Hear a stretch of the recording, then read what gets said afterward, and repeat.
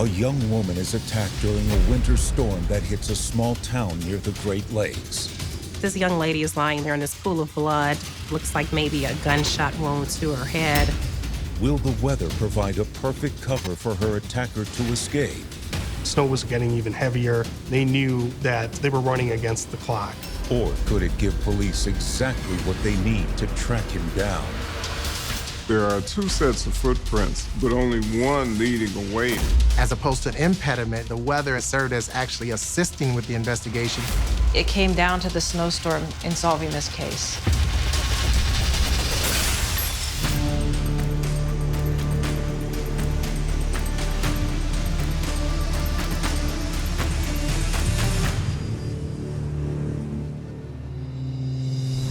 A heavy snowstorm hits a few miles east of Ann Arbor, Michigan, near Lake Erie on January 12, 2009. Early January in the Great Lakes region, winter is king. Snow, freezing temperatures, wind, that's all going to be part of the climate during the winter season. This area in Michigan is quite close to the Great Lakes. They can get airflow coming down from Canada. They can get impacted by lake effect snow. They can get quite severe storms in the wintertime.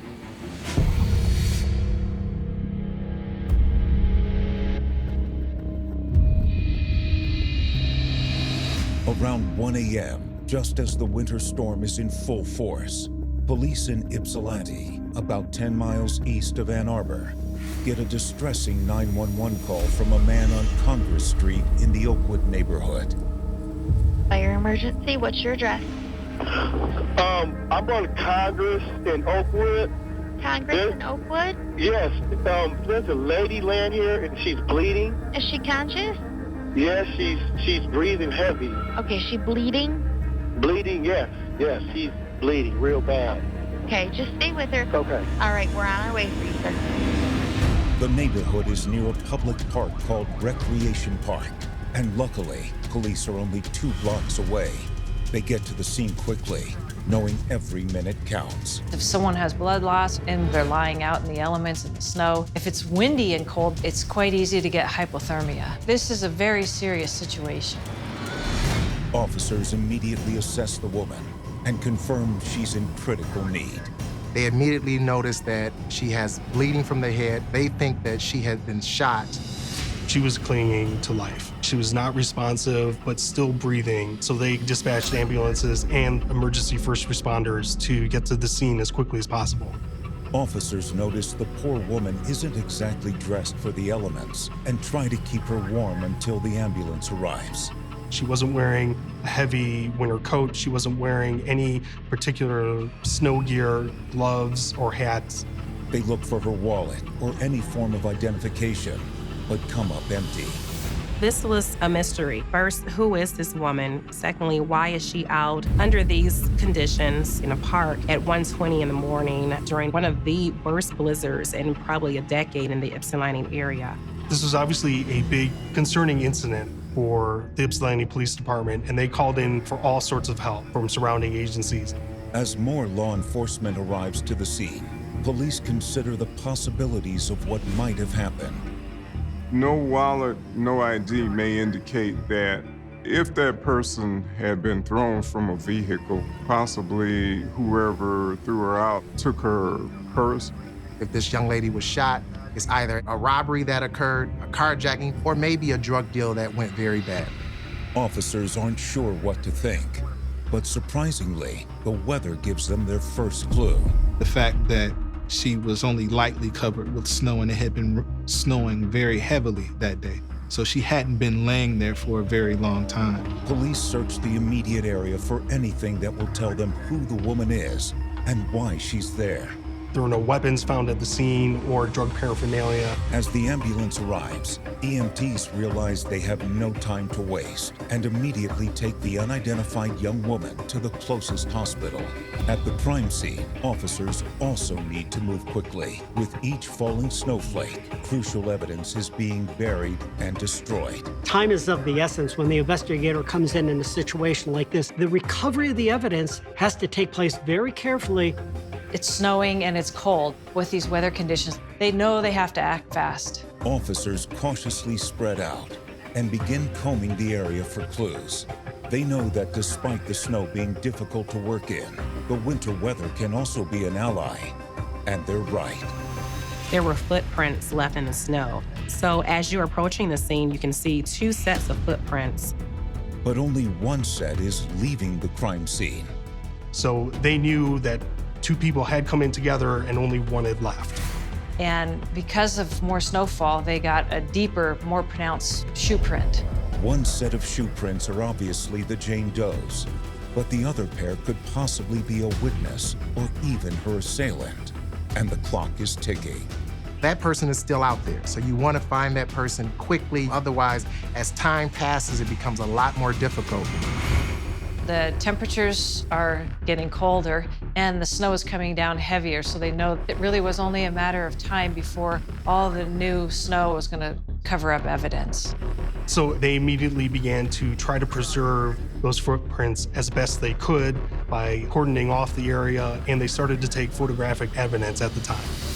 Meanwhile, other officers carefully follow the shoe prints in the snow that are heading away from the crime scene into Recreation Park. They soon notice that the prints are nearly sliding into one another, which tells them one thing. They can tell that this person has been running because of the way they've been slipping and sliding. As officers continue to follow the shoe prints through the park, they discover something unexpected, almost buried in the snow. And all of a sudden, they come upon some shoes. A pair of men's blue Converse sneakers size 10 are right in the middle of their path. With just a rough comparison, they look to be the same size and pattern as the prints they're following. The pieces are starting to come together. She was obviously walking with someone, and the person ran away very quickly. That person was running so fast that they literally ran out of their shoes. Now they can see that this person is barefoot. They can see the toe impressions in the snow. The toe prints lead police to a fence, and then they disappear. They could see that this person obviously jumped the fence. Authorities are grateful to the winter weather. The snow definitely played a huge role in helping police locate exactly where this person ran off to. As the snowstorm intensifies around them, officers can see the fences behind a house on Congress Street, not far from the crime scene. Police climb the fence and continue to follow the prints to the front of the house. They followed them there and then lost the footprints because there was just too many footprints to discern. There, they also notice erratic tire tread marks in the snow. Police believe whoever was behind the wheel was trying to leave and leave fast. They even jumped a curb that was clearly visible because of the fresh snow that had fallen. Officers carefully approach the residence, ready for anything. They didn't know if this suspect would still be in the home, if the suspect was armed. They had no idea exactly what they were going into. Then suddenly, a young man appears out of nowhere. He's upset, he's excited at the same time, and he says to them, "I know what happened. I have information for you." Police are cautious. Could this be an innocent witness who knows the identity of the Jane Doe or the perpetrator himself?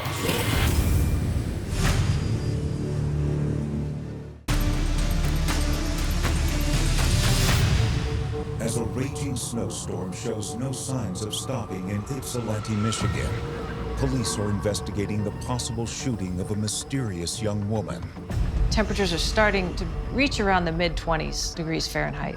The accumulation of snow was about 9 inches on the ground. This is a very difficult crime scene for the investigators.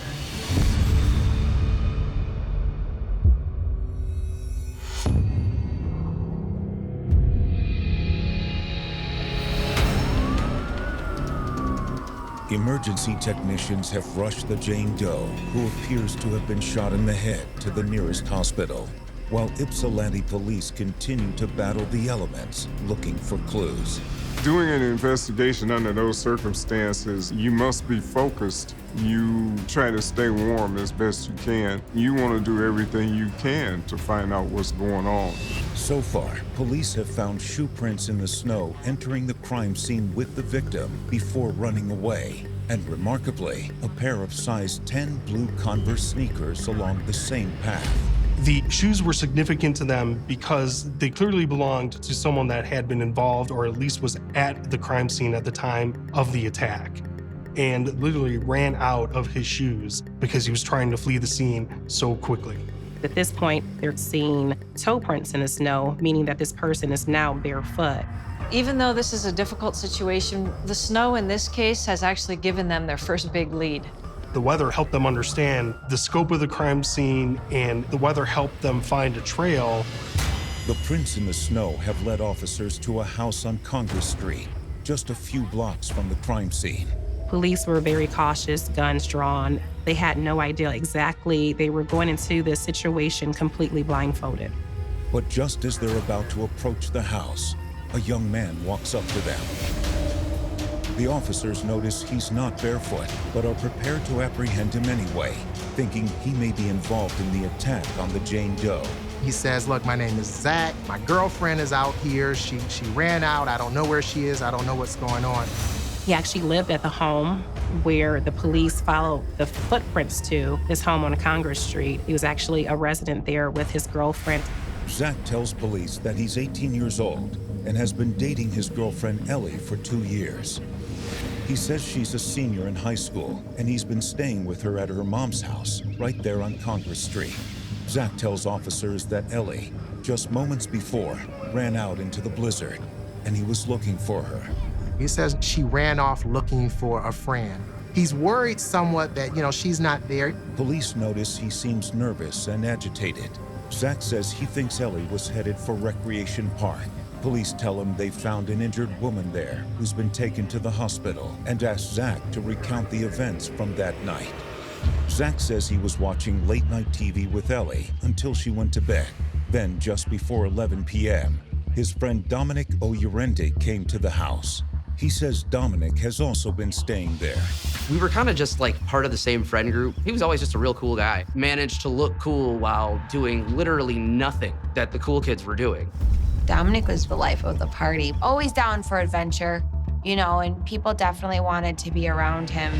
But Zach says on this night, Dominic was not himself. Dominic showed up at Zach's house really agitated, claiming that his cell phone had been stolen. Dominic told Zach he was in Ann Arbor, about 10 miles away, when someone took his phone. So he got on the bus and came back to Ypsilanti. He asked to borrow Zach's phone so he could call his girlfriend, Anna List. Zach tells police that Anna was another mutual friend of his and Ellie's. Anna was really pretty and wicked funny. I mean, like if you said or did something dumb, you were gonna hear it from her. Anna was a senior in high school who lived in Ann Arbor, and one of the few in their group with access to a car. He called Anna so that she could come get him in order to take him back to Ann Arbor to get the phone back from whoever it was that had stolen it from him. But Anna had a big test in the morning, and Zach tells police that the two spent some time just arguing on the phone until Anna finally gave in. Zach tells police that just after midnight, Anna showed up in her parents' minivan. He says he looked out the window and saw Dominic meet her outside and get into the passenger seat of her minivan.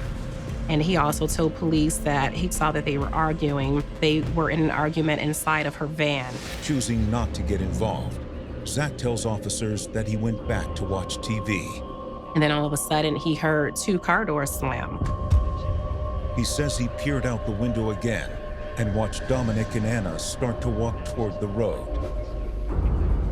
He returned to the couch and was trying to decide if he should intervene or wake up his girlfriend. That's when he said he heard more commotion outside. So he runs back to the window to see. Zach said he saw the van drive off in a hurry, but couldn't be positive who was driving. He knew this was really odd, so he went upstairs where his girlfriend had been asleep to let her know something's up. Ellie, he tells officers, immediately jumped out of bed and ran out to go look for them, but he had to put his shoes and jacket on first. Then he ran out to look for them himself. That's when he saw the police. Officers hope they're getting closer to the truth, but they aren't so sure about Zach or his story. The police, they don't know exactly what to make of him. He was pretty excited at the time. He's a little odd, very anxious to share information with the police. I think the way he offered up that information, it was almost like he was trying to get in there first and control the narrative. Police need more information before they can just believe his story. Authorities have to wonder if any of this is true. Could it be Ellie or Anna who was attacked? Could it be Dominic or could it be Zach who did it? And it could have just been a random act of violence. The investigators just don't know. Will the weather continue to help investigators and lead them to the truth?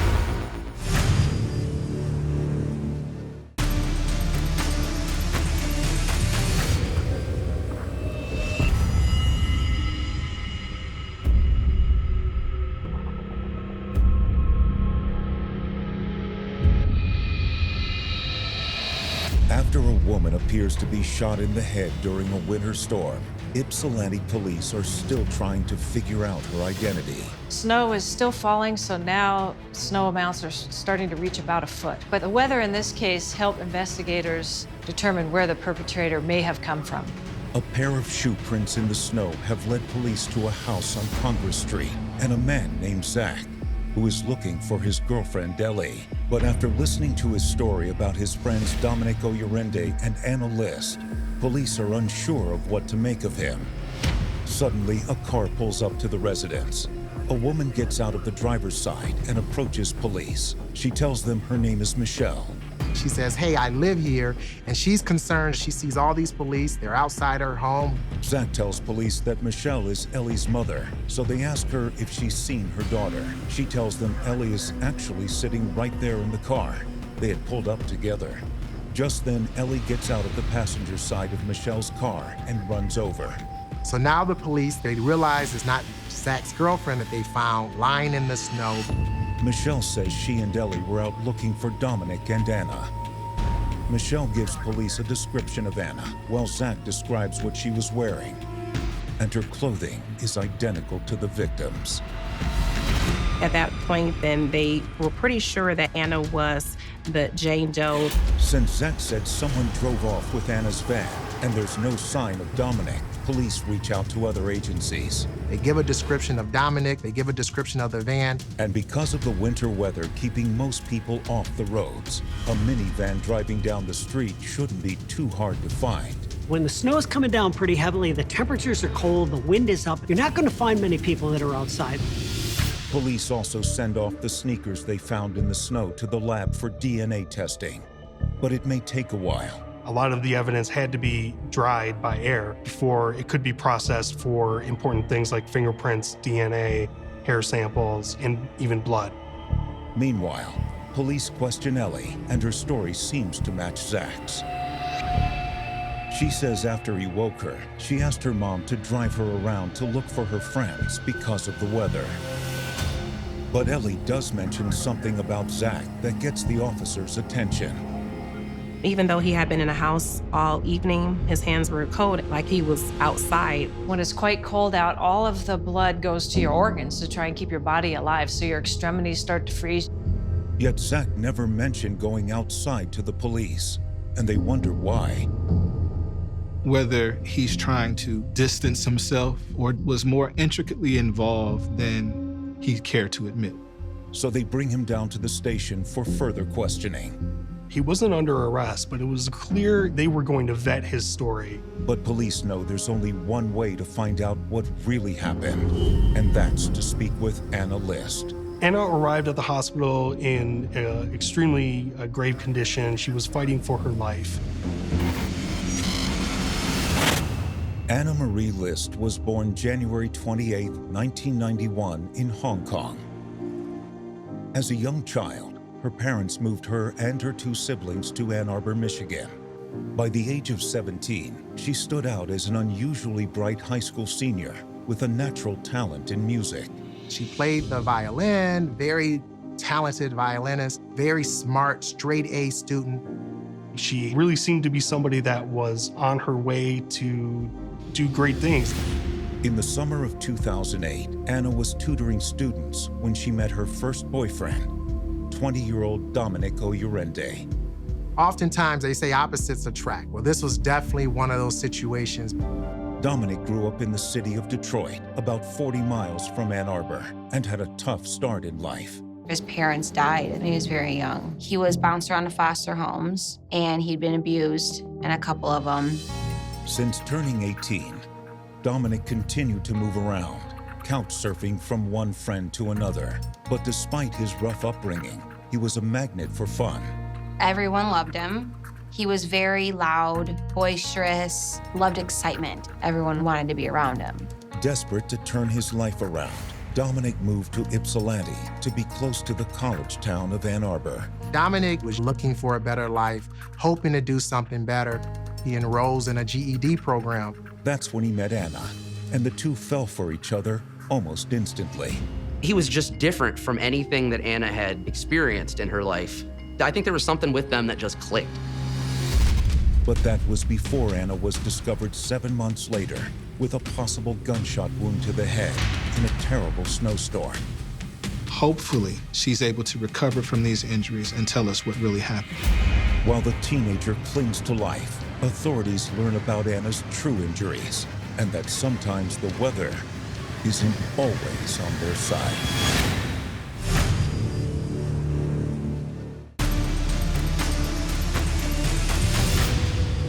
The temperatures are rising, but hovering in the 30s. The snow has now stopped. Visibility is at an all-time high. So the investigators are hoping that this is going to help in their investigation.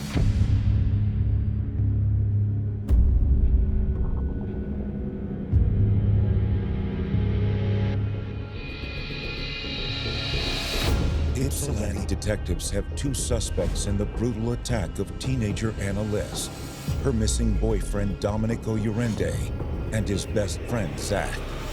Authorities are hoping Anna will be able to tell them what happened, but unfortunately, they'll have to wait a while longer.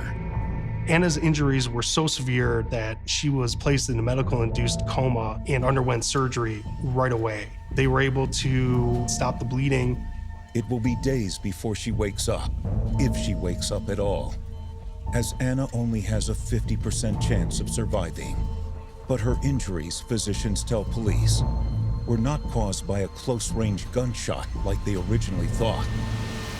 The snow had actually made it difficult for the officers to see clearly. Because you have restricted visibility, they actually misinterpret the wounds. They found that it was blunt force trauma. She suffered a cracked skull at the top of her head, as well as a severe injury at the back of her head. So with that information, police were then able to change the focus of their investigation from a potential shooting to something else. And they were now focused on looking for another type of weapon, not a gun. They also know the likelihood that Anna knew her attacker just increased. Blunt force trauma is a personal, passion-motivated attack. Investigators immediately go back to the scene to search for any type of blunt object. But the weather is playing against them now. Snow is a very good insulator, so it can make it quite difficult to find evidence. And the police are still waiting on the pair of men's size 10 blue Converse sneakers to be processed for DNA. The evidence has to be dried first and then tested for DNA. So in this case, initially the snow, which helped, begins to hinder the investigation. And so far, police have not been able to find Anna's boyfriend, Dominic, or her minivan. All authorities have to go off of is a story from Dominic's friend, Zach, who police are questioning again. So as the police are looking for Dominic, now they have Zach. He's there at the police station. They're still talking to him. And he sticks with his story. He tells the police Dominic was acting very strange. He was very upset about someone stealing his cell phone. He says after Anna arrived, she and Dominic argued, walked off into the snowstorm, and then someone sped off in Anna's van. But his girlfriend Ellie told police that when Zach woke her up, his hands were like ice, as if he'd been outside. They're concerned about whether he had been outside or not, so they asked Zach. But he's consistent with his statement. I have not been outside. And his nervous behavior continues to give them pause. I think he just had a really weird affect. Zach was prone to kind of quick flashes of annoyance and anger, like out of nowhere. And then he would try to laugh it off. The police were wondering maybe he's just trying to provide some kind of alibi or whatever the case may be, maybe pin it on someone else. Zach was friends with Dominic, and there's a possibility that Zach doesn't want to see Dominic get in trouble. So he may have lied a little bit about certain things. Or could both men be involved? Investigators place Zach and Dominic high on their list of suspects and hope for a shred of forensic evidence. Meanwhile, they manage to track down many of Dominic and Anna's friends, who say they haven't seen him. And although they admit he has a troubled past, they can't believe Dominic would ever hurt Anna.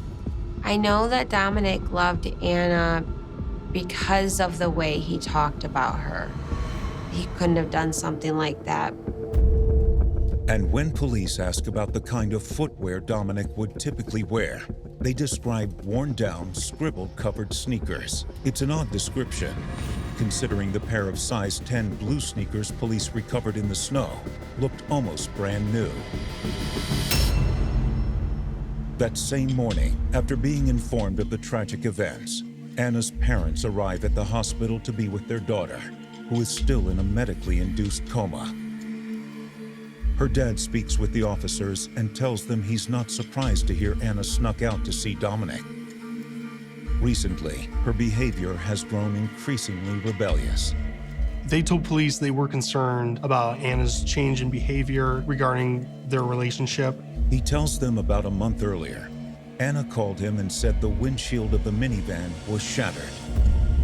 At first, she didn't want to admit what had happened, but then decided to come clean, and reluctantly told her father that her boyfriend was the one responsible. Anna didn't want Dominic to get in trouble over it. Dominic and Anna were in an argument, and I'm pretty sure that Anna tried to leave. Anna was clearly trying to end the relationship at that point and said that she was going to move on. He became so enraged that he threw a brick through her windshield. Anna was still in the driver's seat. Luckily, she wasn't injured. That obviously concerned her parents to the point where they insisted that police be called. Her father made her file a police report and get a restraining order. Anna's father obviously took it a lot more seriously than Anna did, and he's the one that called the cops. And I think when the police showed up, they basically told her, like, you have to make a statement. Anna, being kind of naive and, sheltered, gave them Dominic's name. Dominic was actually a wanted individual. Police had a warrant for his arrest when he threw that brick through the car window. But Anna's father says police had not caught Dominic yet, and the incident didn't stop him and Anna from continuing their relationship. They obviously continued to see each other, though, on the lowdown when they weren't supposed to be. Evidence against Dominic seems to be mounting, even if it's only circumstantial. But Zach isn't out of the woods yet. Was he telling the truth? Did he know a little bit more about what occurred, or was he possibly involved? Later that day, Ypsilanti investigators finally get the call they've been waiting for. Officers in Detroit have located Dominic on the road in Anna's minivan. He's placed under arrest for carjacking, while technicians scour the minivan for evidence. Dominic is then transported to the Ypsilanti police station. But when questioned, he admits that he stole Anna's van. He tells them that he understands why they arrested him because he was in possession of Anna's car. There's no mention of the assault, and there's no mention of any attack. Then he doesn't talk. He doesn't want to talk to them any further. He wants a lawyer. They didn't have a murder weapon. They didn't have a statement from Dominic. They still had a significant hole in their case that they needed to fill. And police have no idea how Zach might fit into all of this. Police are desperate for a single piece of forensic evidence to tie either man to the assault on Anna, and they're about to get it. We have a phenomenon in January that they actually call January thaw. As the snow begins to dissipate and temperatures start to rise, the weather is about to crack this case wide open.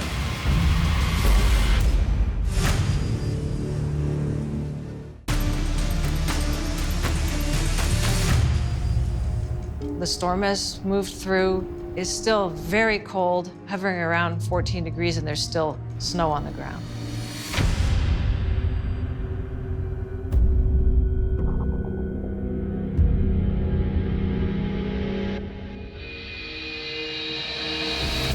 Despite the cold temperatures, the investigation into the horrific attack of teenager Anna List is about to heat up. With Dominic Oyerinde in custody for carjacking and Anna's family van returned, forensic technicians continue to inspect the vehicle. They're hoping to find blood or a blunt object that will tell them whether Dominic or his friend Zach are involved in Anna's assault. Although they understood it was no longer a gun, that they were looking for some sort of blunt object that was used, they really had no idea what it could have been. Even though the evidence they have against Dominic is circumstantial, police decide to charge him with intent to murder, assault with intent to do great bodily harm, and assault with a dangerous weapon. But they still have a lot of work ahead of them if they're going to prove it. Meanwhile, every passing minute, Anna's family and friends suffer as they watch her life slowly slip away. It almost felt like a movie. Like this can't possibly have happened. Anna never regained consciousness, and she was never able to verbally or physically show or demonstrate to officers who might have done this to her.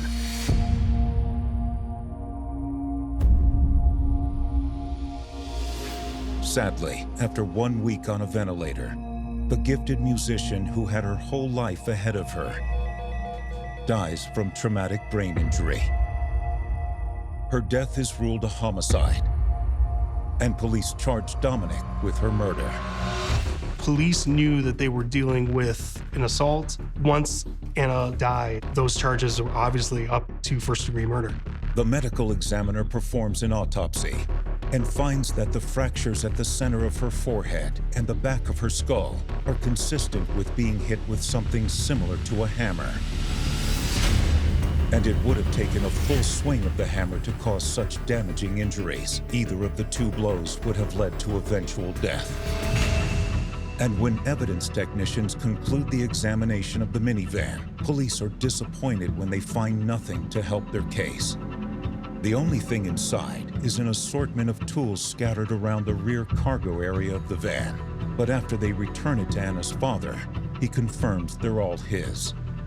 Anna's father used to carry anything from hammers to pliers, what you might find in a typical toolbox. However, he notices there's one thing missing, his large claw hammer. Once Anna's father reported to the police that he could not find the hammer and was able to provide a description of what the hammer looked like, they knew potentially this could be their murder weapon. Although the weather has in some ways helped the investigation and in other ways hindered it, it's about to give authorities a big break in the case. In this area, they have something called January thaw, and it doesn't always occur, but in this case, temperatures warming, and now it's above freezing.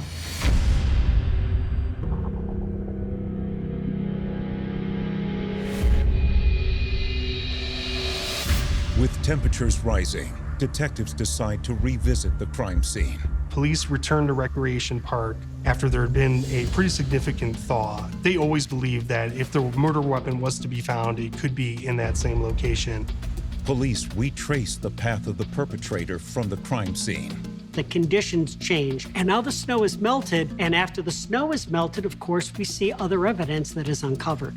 And behind the house on Congress Street, where they believe the assailant jumped the fence, an officer spots something just barely visible in the grass. The thaw revealed a hammer. The snow actually provided a blanket, and it preserved the hammer. By the weather breaking, warming up, it actually aided the police. Had this been any other time of year, there were a number of factors that could have prevented police from finding a hammer. They send the tool to the crime lab for DNA testing. The investigators, they could see blood spatter on the hammer, and then the cold temperatures would freeze the blood on the hammer. And in some cases, fingerprints can be preserved by the cold as well. If the traces of blood on the hammer belong to Anna, then they'll have found the murder weapon. And if either Dominic or Zach's fingerprints or DNA are on it, they'll also have found their killer. The technology is so sophisticated now at the lab that many things can be discovered, even after a significant period of time. While police wait for DNA testing on the hammer and the sneakers found at the scene, they work on confirming that the hammer is in fact from the List van. Luckily, Anna's father still has the receipt from when he bought it. Police were able to prove that that was the hammer, in fact, that he bought.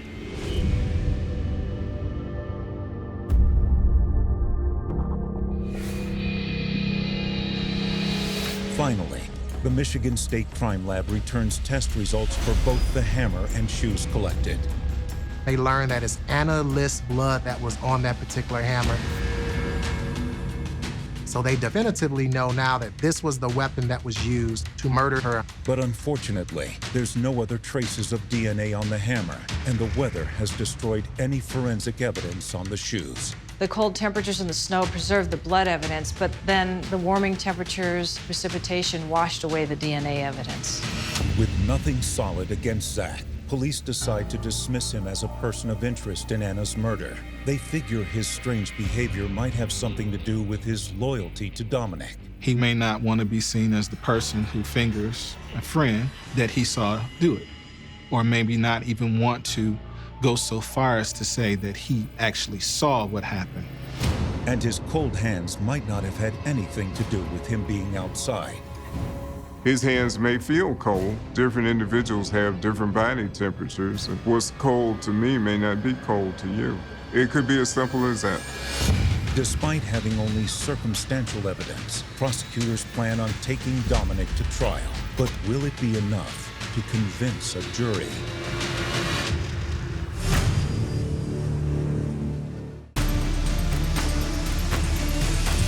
When teenager Anna List was attacked on a cold January night in 2009, the winter storm that had covered Ypsilanti, Michigan, ultimately became the best tool in the investigation. The weather conditions were crucial in preserving the footprints and determining where the assailant was fleeing. It also helped them determine where he left his shoes, and ultimately the warming temperatures also revealed the murder weapon.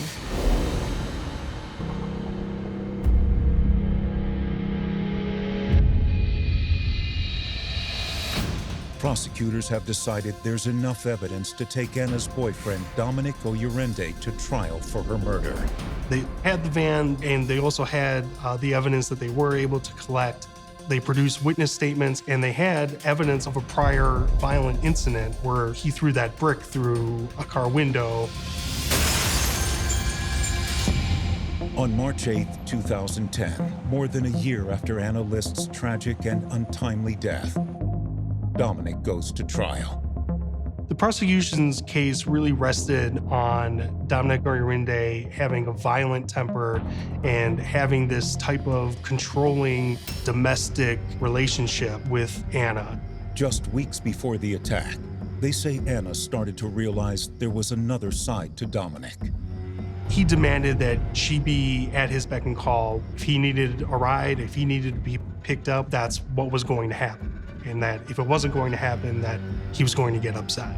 She was as intelligent and sophisticated as she was cognizant of the defendant's controlling behavior. After dating for 7 months, Anna wanted out. And that's when Dominic threw a brick at her while she was in the minivan. The violence in the relationship clearly had escalated to where Anna's physical safety was in question. So she was starting to distance herself from him. Prosecutors say that on the night Dominic showed up at Zach's house, angry over someone stealing his cell phone, he called Anna, expecting her to help him as usual. Anna said, "You know, Dominic, I want to help you. I can't drive you to Ann Arbor right now. We can't go hunting for this phone."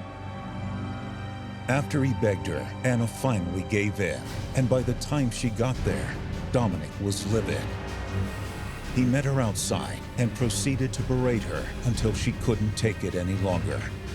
Anna possibly told Dominic that, look, this is over. I can't deal with this anymore. She gets out of the van. "I suggest to you that the defendant wouldn't get out of the van, so she had no choice because she wasn't going to drive anywhere with him." Anna took off toward the park, and that's when authorities suspect Dominic, in a blind rage, grabbed a hammer and ran after her. He saw that she didn't want anything to do with him anymore. She was beginning to get her life back on track and leave him, and he wasn't having that. "He's armed with a hammer. No, you're going to give me the keys." No, Dominic, I'm not. We're done. We're history. I'm gone. Leave me alone.